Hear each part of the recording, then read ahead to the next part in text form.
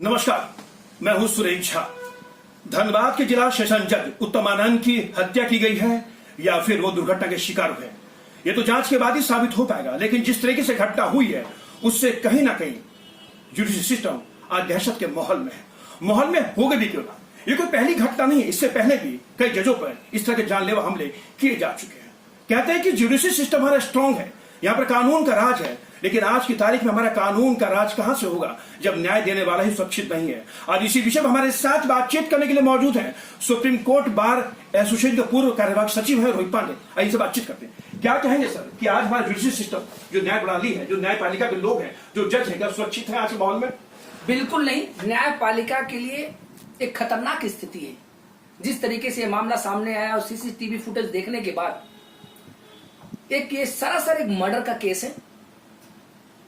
हम लोगों को दुख है इस बात का, एक रोष भी है, गुस्सा भी है कि न्याय देने वाले लोग सुरक्षित नहीं है, न्याय के लिए लड़ने वाले लोग सुरक्षित नहीं है। अगर आज की इस देश में अधिवक्ता सुरक्षित नहीं है, अगर जजेस सुरक्षित नहीं है, तो मुझे लगता है कि इससे बड़ी दुर्भाग्य की बात नहीं हो सकती है।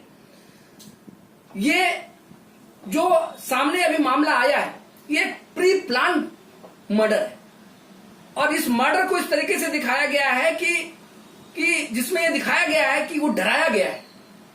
एक हत्या भी की गई है और डराया गया है, उन लोगों के द्वारा डराया गया है कि जो ये दिखाना चाहते हैं कि हम जुडिशरी को कुछ नहीं समझते हैं, न्यायपालिका हमारे लिए कुछ नहीं है। तो मुझे लगता है कि इससे दुर्भाग्यपूर्ण बात कुछ नहीं हो सकती है।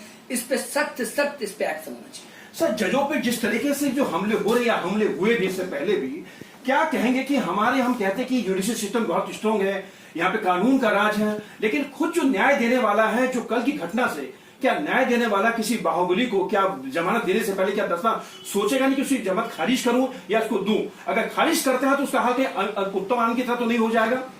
बिल्कुल सही कहा आपने। जिस तरीके से अभी हम एक सत्य की बात कर रहे हैं, मैं तो धन्यवाद कहना चाहूंगा चीफ जस्टिस ऑफ इंडिया को।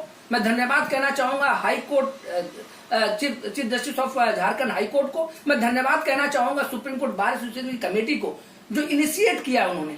और उन्होंने ये दिखाया है कि अगर आप न्यायपालिका पे अटैक करोगे, अगर आप न्यायपालिका की हत्या करोगे, तो हम आपको बख्शेंगे नहीं, छोड़ेंगे नहीं। और उसके लिए सरकार को उन्होंने सख्त हिदायत दी है और उन्होंने एक डायरेक्शन दिया है कि आप 7 दिन के अंदर रिपोर्ट फाइल करेंगे। लेकिन सर, लगता है कि इसमें सीबीआई जांच की जरूरत है।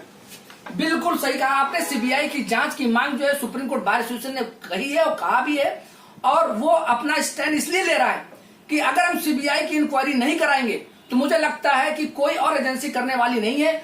और अगर जजेस, न्यायपालिका और लॉयर कम्युनिटी के लोग अगर असुरक्षित होंगे तो मुझे लगता है कि न्याय हम नहीं दे पाएंगे। हम डरेंगे, किसी को बेल के लिए बेल एप्लीकेशन फाइल करने से पहले डरेंगे, बहस करने से पहले डरेंगे, फैसला सुनाने से पहले डरेंगे। मुझे लगता है कि सख्त इस पे एक्शन होना चाहिए और उन लोगों को अंदर करना चाहिए जो इसके पीछे उन्होंने कॉन्स्पिरेसी की है और पूरा उन्होंने प्री प्लान करके हत्या की। सर, मेरा सबसे महत्वपूर्ण सवाल आपसे ये है कि हम लोग अधिवक्ताओं के प्रोटेक्शन के लिए सुरक्षा की प्रोटेक्शन एक्ट की बात कह रहे हैं, और प्रोटेक्शन एक्ट होना भी चाहिए।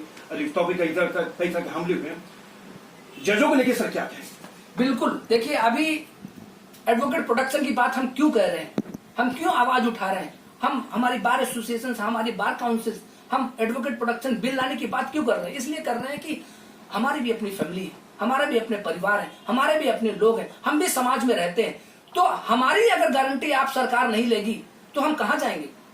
तो उसी तरीके से जजेस की भी अपनी एक फैमिली होती है, उनका एक परिवार होता है, उनका भी एक रहन सहन उसी परिवार के, उसी समाज के बीच में होता है। तो मुझे लगता है कि उनके लिए भी एक कानून और एक बिल बनाना चाहिए। मुझे लगता है ये तो कानून है हमारे पास। अगर कहीं कोई ऑफेंस होता है, क्राइम होता है, तो वो इंडियन पिनल कोड में वो सारी चीजें होती है।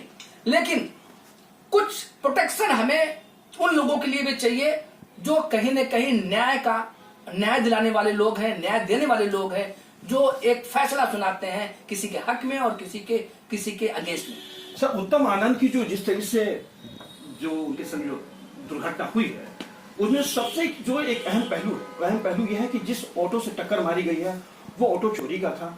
जो 2 लोग हिरासत में लिए गए हैं वो ऐसे लोग थे। तो क्या पूरी कॉन्स्पिरेसी है और इस कॉन्स्पिरेसी के तहत तक जाने के लिए सीबीआई की जांच क्या जरूरी है इसके अंदर? क्योंकि लगता है कि पुलिस जिस तरीके से जांच ठीक तरह से कर पाएगी इसके, हालांकि एसआईटी की जांच बिठा दी है, अगर सीबीआई की जांच अगर होती है तो शायद कहीं ना कहीं सीबीआई तह तक जाएगी इसके अंदर।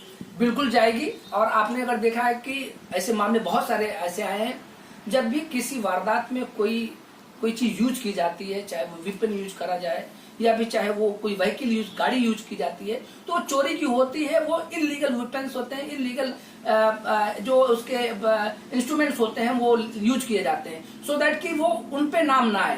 तो इस केस में तो बिल्कुल ही जो मिसिंग रिपोर्ट भी आप जैसे कह रहे हैं कि मिसिंग रिपोर्ट भी आई है कि गाड़ी की मिसिंग रिपोर्ट है, और तो ये लगता है कि कोई इसके पीछे किसी ना किसी का मकसद है इस मर्डर के पीछे, और मुझे लगता है कि ये कुछ ही समय में, ये कुछ ही टाइम पे ये सब कुछ सामने आ जाएगा। चलिए सर, धन्यवाद।